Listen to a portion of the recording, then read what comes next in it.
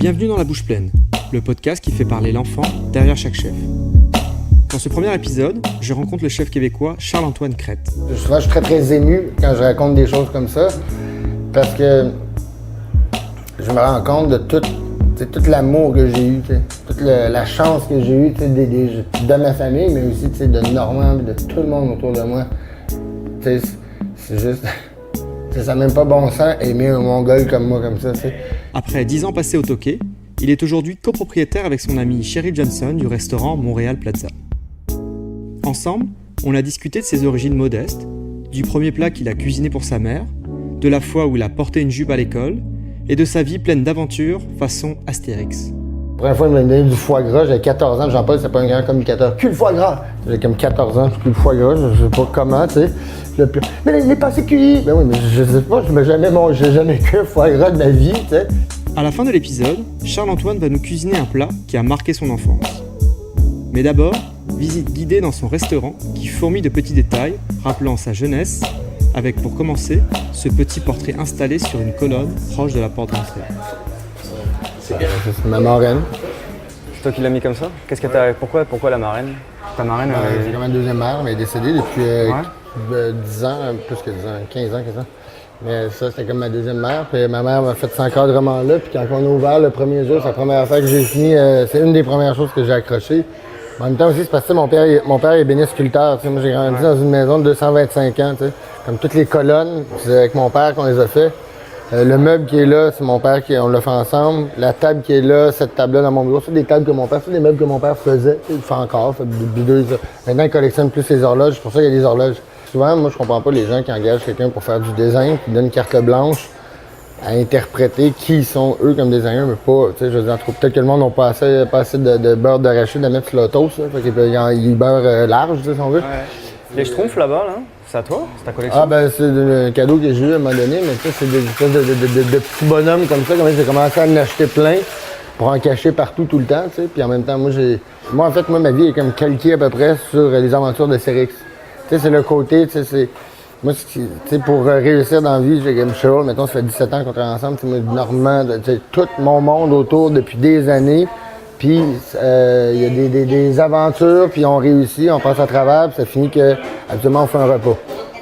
Ou à peu près, là, mais dans le sens où ça finit tant que c'est festif, ça finit que on s'en sort, puis on passe à travers, puis on continue. Ça, la bande dessinée, c'était un truc qui te plaisait vraiment beaucoup quand tu étais enfant? Ben, moi, j'aime beaucoup, hein. En même temps, j'ai pas lu des milliards de bandes dessinées différentes. Moi, je lisais des Astérix, je lisais des Schtroumpfs, des Bull et Bill, tu sais. Puis en même temps, ben, tu sais, c'est comme là-bas, c'est des cabinets de curiosité. C'est comme une espèce de vieux cellier que j'ai patenté. Dans le fond, ça, ces boîtes-là, dans le fond, il y a juste moi qui ai le droit de bouger des affaires dedans, tu sais. C'est vrai? C'est ta chasse gardée? Ben non, mais en fait, c'est comme des cabinets de curiosité que finalement, c'est une espèce de cellier pourri que j'ai aménagé comme ça. Ça, c'était là déjà quand j'ai acheté le restaurant. Là. On a fait beaucoup de réno parce que c'était vraiment d'une laideur horrible. Là. Mais c'est ça, c'est comme un mix entre des choses d'enfance puis des choses que tu as peut-être trouvées genre au fur et à mesure de voyage. Ouais, puis les choses bougent, changent une fois par 6 mois, année. Je les vide, je les refais. Là, j'ai fait la boîte Paul Bocuse pour son décès. Là, tous les jours, il y a tout le temps des nouvelles fleurs dedans. On tourne les fleurs. Tous les jours, 2 jours, 3 jours, on change les fleurs. Il y a toutes les coques, parce que moi, mon famille, c'est crêpes. Donc, forcément. Puis, ben, ça colle avec l'espèce de coq français, là, si on veut. Là. Mais bon, c'est un peu ça, là, tu sais. Quand je viens manger dans le restaurant, mon truc que j'adore, c'est de manger ici. Okay. Je déteste manger à une table. Avec ma copine, on se met côte à côte et on adore ça. Et on mange devant les schtroumpfs, tu vois. Qu'est-ce que tu cherches à provoquer comme réaction chez les gens qui viennent manger chez toi et qui sont face à des schtroumpfs? Rien, pas vraiment. Moi, j'aménage des univers. T'sais. Ma vie, c'est d'aménager des univers un peu, ou dans ma tête ou physiquement, tu sais. Ouais. Puis, tu sais, je place des choses d'une façon, puis à un moment donné, peut-être que dans 3 mois, les choses vont peut-être coller au plafond là, puis ça va peut-être des plantes. À un moment donné, ma mère, elle passe devant, on est en train de faire les travaux, on est pas loin d'ouvrir, t'sais. Là, je venais de tout aménager cette affaire-là. Ma mère, elle marche, elle passe devant, elle dit, on dirait à la maison. Puis elle continue, puis j'ai comme réalisé. Moi, je n'ai même pas réalisé. De ce genre de cabinet de curiosité, on pouvait avoir ça chez toi? Chez nous, chez mes parents, il y en a plein. C'est toutes des espèces de bibliothèques vitrées, un bonhomme, les livres, là, tout est comme la maison, c'est une œuvre d'art. Tout le monde pose tout le temps. On prend ça un verre de vin blanc. Ouais, non, t'as bien un vin blanc. Ah, tu veux voir? Ben oui, ça le vin blanc. C'est un petit fond de vin blanc. C'est un peu tôt, mais c'est une fois de vin. Allez. Tu sais, les gens posent tout le temps la question, hey, comment où prenez-vous votre créativité, vos idées? C'est une question un peu absurde, mais en même temps, tu te poses la question quand même. Ça fait des années, il pensait. Moi, je faisais une conférence à New York, c'était le chef, puis fallait aller, on était à 2 jours, même pas avant de partir, puis c'était devant comme 300-400 personnes, tu sais, puis j'avais comme... Puis moi, je fais des conférences, on va pas faire une démonstration de comment cuire un magret à 52, ça c'est de la merde, ça amène rien. Puis, dans le fond, c'est qu'on était dans le temps des cannages de tomates, fait que j'avais une canne de tomates. Puis là, c'est juste que j'ai réalisé, je dis, dans le fond, avec les plures, tout ce qui va dans les poubelles, l'écume, les grains, peu importe, nous, on faisait à peu près entre 11 et 14 transformations avec tout ce qui va aux poubelles. Ouais, c'est ça. Ça, c'est l'époque, ça, c'est plus que 10 ans. Là. C'est avant que ce soit la mode de parler de récupération alimentaire. Là. Puis là, c'est parti comme ça. Puis là, toute l'histoire de la conférence, c'est bien raconter comment, dans le fond, nous autres au Québec, notre héritage de pauvres fait que, dans le fond, on patente puis on fait qu'est-ce qu'on a. Quoi, ça, c'est quelque chose que tu as déjà vu dans ta famille quand tu étais plus jeune? Ben, c'est là que j'arrive. Mais tu sais, au Québec, comme les pays catalans, tu vas te demander pourquoi les Catalans sont aussi crinqués, là. Parce qu'ils n'ont jamais rien eu. Fait que, tu fais qu'est-ce que tu as, tu sais. Puis, ben, ça, c'était le début de la réponse de ça vient de où, notre créativité, tu sais. La contrainte. Puis, la contrainte, puis aussi, à creuser, puis à comprendre pourquoi que moi, tu sais, mon père, par exemple, était vraiment très, très pauvre. Mes parents ont vraiment réussi. Puis, mais le plus beau cadeau qu'ils ont fait, ils m'ont élevé comme un pauvre, tu sais. Fait que mon père, quand il était, ma grand-mère, elle a coupé les cordes à rôti, puis quand on en avait assez, elle les attachait ensemble, puis elle faisait une lavette, la vaisselle, tu sais. Après ça, moi, quand j'étais petit, mon père, ben, quand c'était le temps, je voulais être en cow-boy à l'Halloween, ben, il me disait, va dans la boîte à bois, dans l'atelier. Je prenais une plaque de bois, je dessinais un fusil, il le découpait, je le sablais, je le peignais. Puis je jouais un chapeau, vire la boîte à l'envers, découpe la boîte, fais un chapeau. Système D, quoi. Puis après ça, ma mère, on appelait ça l'armoire à guenilles. C'était toute une guenille, la robe de marine de ma mère, tout ça. Ping, ping, ping, elle me patentait un saut. J'allais passer l'Halloween. Je n'avais jamais acheté. Puis des fois, le monde riait de nous autres, là, mais en même temps, on a tout le temps été un peu off the line. Là, dans le sens, quand j'étais petit, le monde riait de moi, puis ma mère, elle disait, fais-toi, tu sais. Quand j'étais petit, le monde riait de moi, puis j'avais moins d'amis. Après ça, au secondaire, ils ont commencé à me trouver bizarre.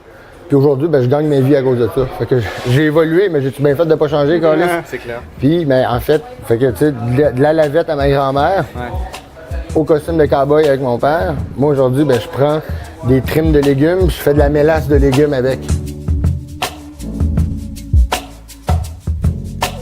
On quitte la salle du restaurant en pleine préparation du soir pour se poser au calme dans son bureau avec de grandes fenêtres donnant sur la rue Saint-Hubert. Autour d'une bouteille de blanc, il évoque avec moi ses souvenirs d'enfance à Saint-Augustin de Mirabel et son intérêt très jeune à la cuisine. Entre 5 et 10 ans. Ben moi, à 9 ans, j'ai dit à ma mère, je vais être chef. Puis j'ai jamais changé d'idée. Comment t'en avais entendu parler de ça? T'avais vu ça dans une BD? T'avais genre Non, vu ça à ben, la télé? ma mère cuisinait quand même. Puis moi, ce que j'aimais, c'est parce que j'étais beaucoup dans l'atelier de mon père. Puis là, j'apprenais à faire de la sculpture, de la peinture. Puis tu sais, c'était quand même long, là, sculpter des bustes, puis des sculptures, puis bon. Puis, tandis qu'avec ma mère, c'était instantané. Dans le sens que ma mère, elle partait chercher des homards, puis des pétons, puis là, elle essayait. Elle était tout le temps en train d'essayer. Bon, c'est habituellement assez concluant, mais il y avait des gros fiascos.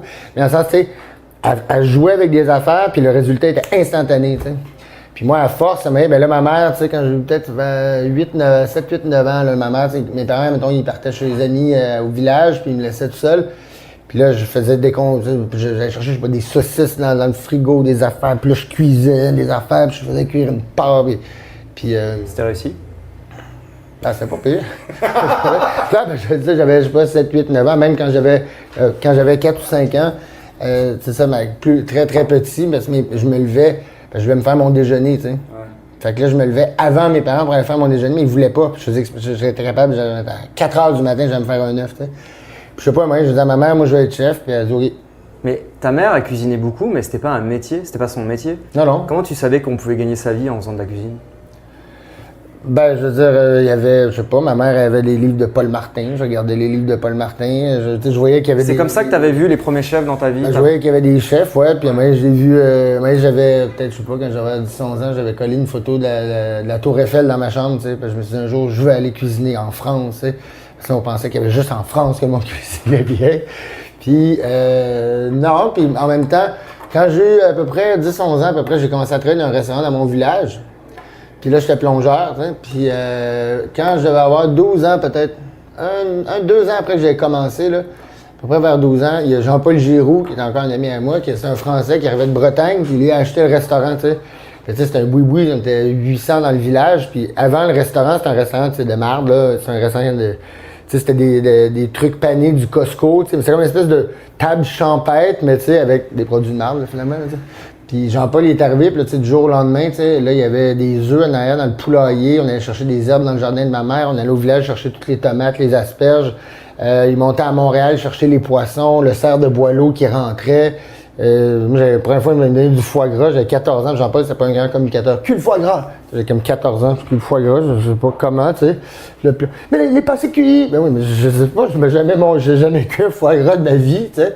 Fait que j'ai commencé comme ça, fait que je faisais la plonge, puis de plus en plus, je commençais à faire le pain, puis la pâtisserie. Puis là, il y avait Alexandre, un de nos amis, mes amis qui était son sous-chef, il était plus vieux que moi, ben sous-chef, il était 2 dans la cuisine. Puis un jour, Alexandre est parti, fait que moi, j'ai pris la place.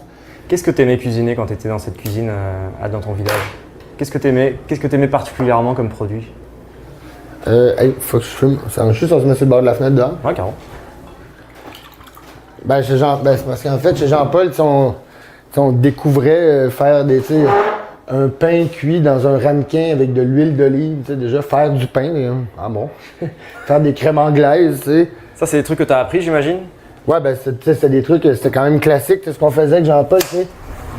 Là, il y avait les macarons en escabeche, les pâtés de campagne de sa mère en Bretagne, tu sais, qu'on faisait. Moi, j'allais acheter tout le temps plein de patentes au Chinatown, Jean-Paul, il sait pas. Moi, j'avais des sacs, des affaires.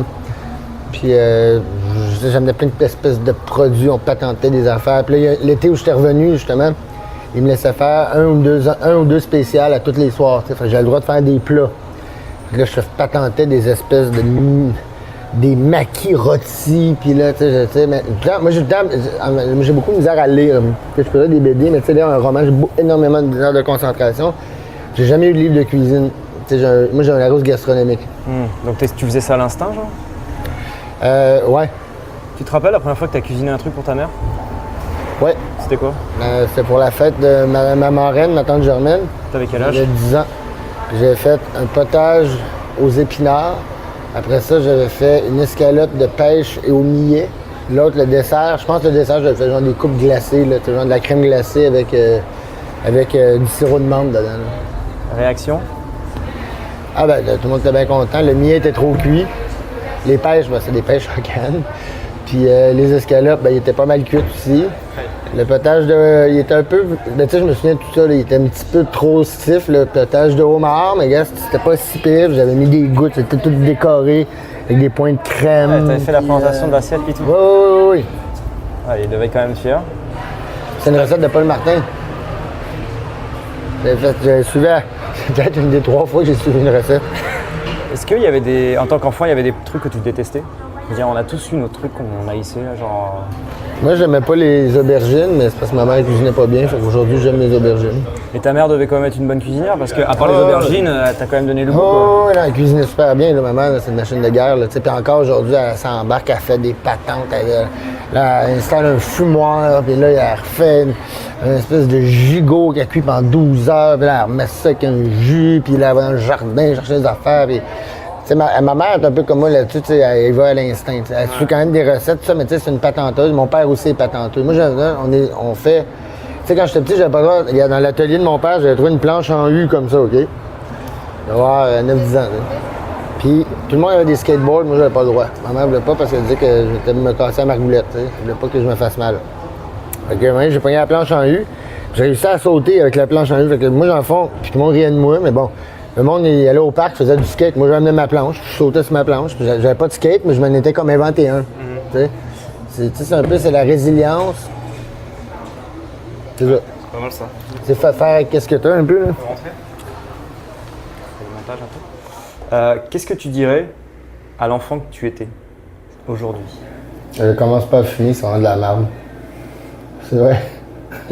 Moi, j'ai pas de... T'avais pas d'insécurité quand tu étais petit, où tu te dis, maintenant avec du recul, j'aimerais juste comme donner un coup de boost à la personne que j'étais?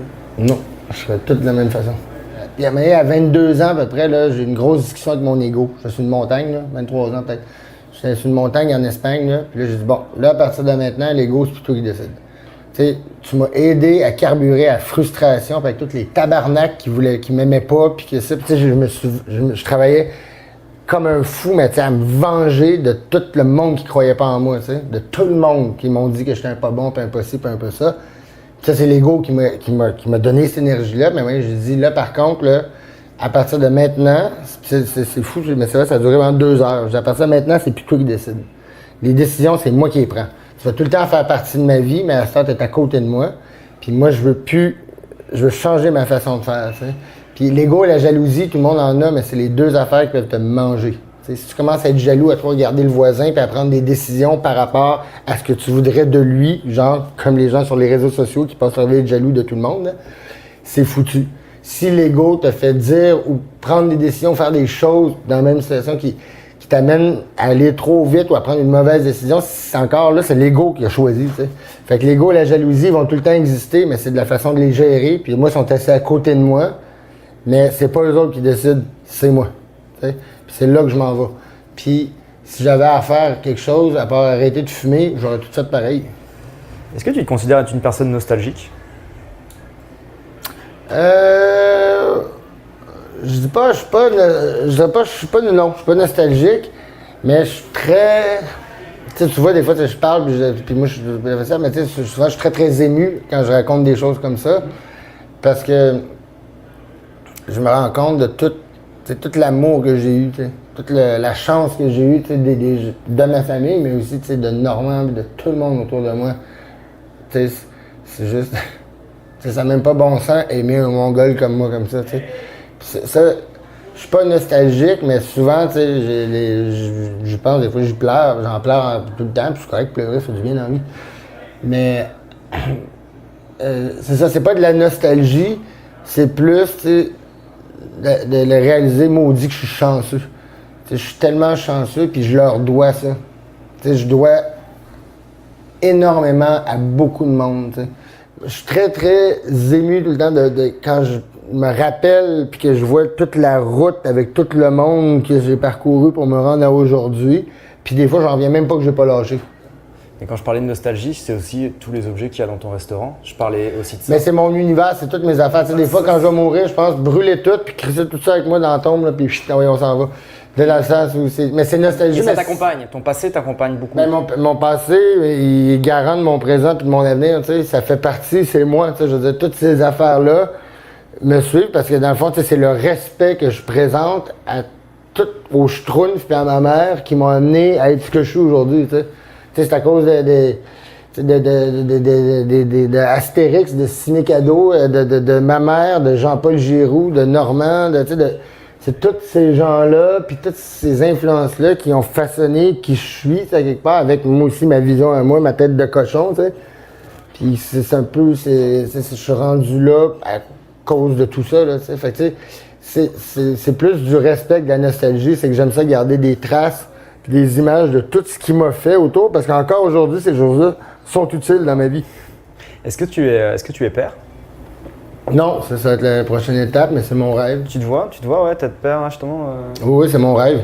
Qu'est-ce que tu ferais pour l'éducation de tes enfants? Il y a quelque chose que tu t'es déjà projeté en disant, genre, j'aimerais que mon kid, je lui enseigne ça, ou je lui apprenne ça, ou tu sais... Je pense en termes de valeur, c'est justement, c'est une valeur de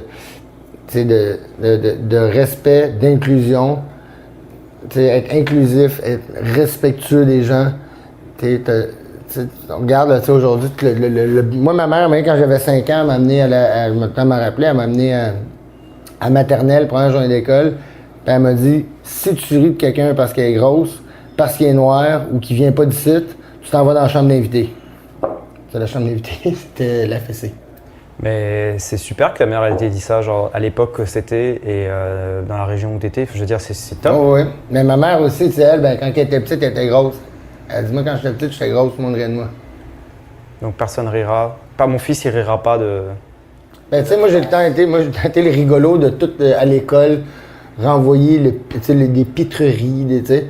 Mais je veux dire, c'était tout le temps, c'était du 2e degré, puis c'était jamais sur une personne. C'était un temps des.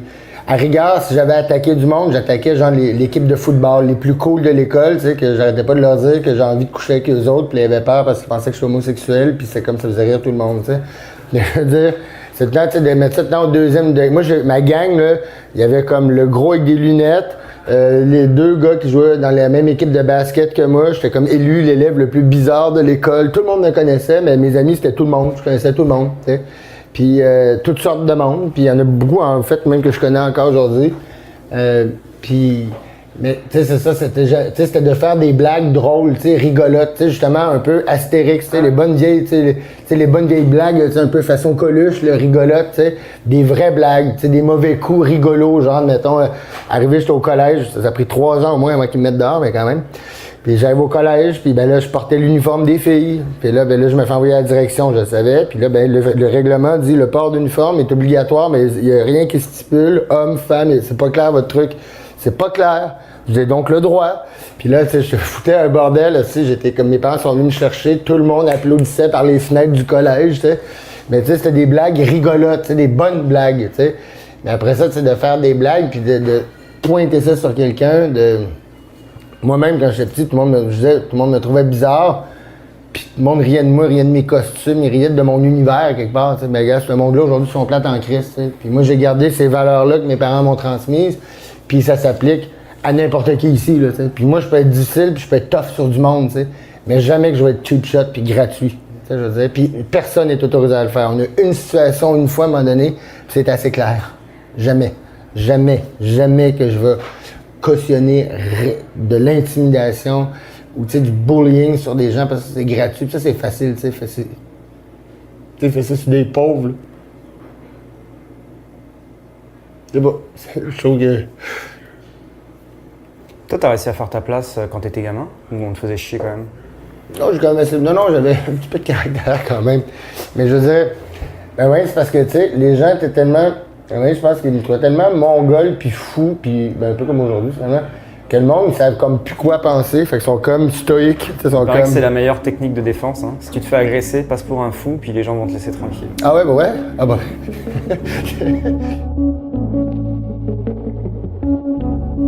Dans chaque épisode de La Bouche Pleine, le chef invité doit cuisiner un plat de son enfance qui l'a marqué étant plus petit.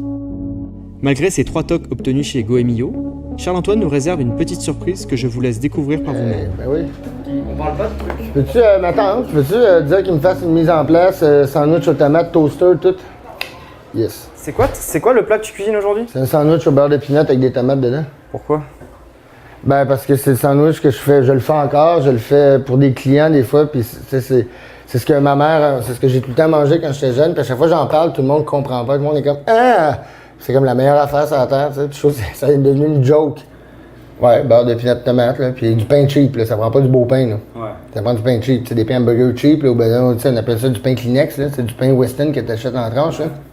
Un des plats, je te dirais peut-être, qui m'a appris à comprendre, sans que je m'en rende compte, mais des extrêmes, tu sais. Même moi, je voulais savoir c'est quoi que ça goûtait le sucre, je mangeais des cuillères de sucre. Je voulais savoir c'est quoi ça goûtait le sel, je mangeais des cuillères de sel.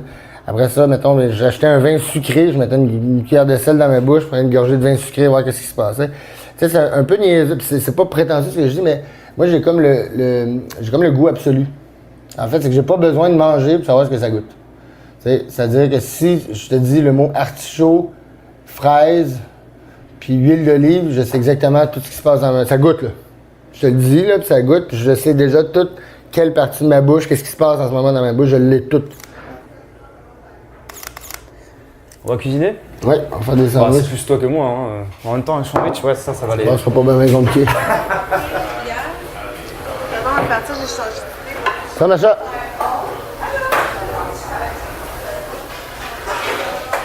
Bon, c'est bien ça. Ça va mes pains hamburger cheap? Bon, maintenant, voilà. Une recette formidable. Tu prends le pain, tu mets... Ouais, au-dessus, ben oui, faut pas faire de la croûte, là. Fait que là, on fait toaster des tranches de pain. Dans ce temps-là, on fait des tranches de tomates. Hey.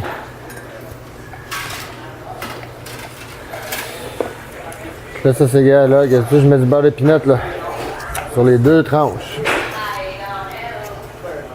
Là, on met une tranche de tomate.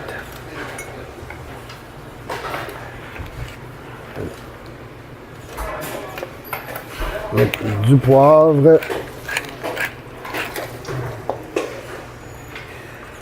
Sel. Mais des fois, ma mère met un petit peu d'huile d'olive là, quand même. Et voilà, le sandwich, je vais le couper. Ça fait une belle présentation. Hein?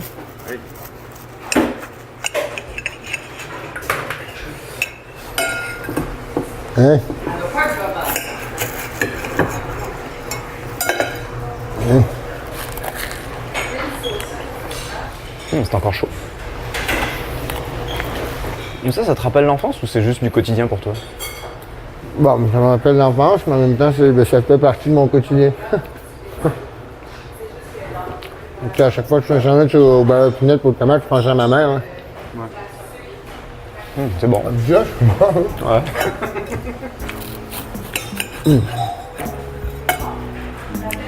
Ouais, des fois, là, je peux en manger 3 de même. Je te jure. Ouais, mais t'as pas mis de la tomate de merde aussi, hein? Ça mange l'été. Mais bon. Merci énormément à Charles-Antoine Crête pour son temps et sa confiance pour ce premier épisode de La Bouche Pleine. Merci à Annabelle pour la coordination et surtout Dominique Lafont pour la connexion. Identité sonore par Clément Leduc et Gabriel Gagnon. Identité visuelle de Tirsa. Retrouvez toutes les photos de cet épisode sur le compte Instagram de La Bouche Pleine.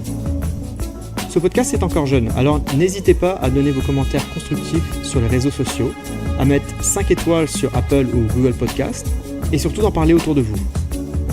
Merci 1000 fois pour votre écoute, et rendez-vous au prochain épisode de La Bouche Pleine, le podcast qui fait parler l'enfant derrière chaque chef.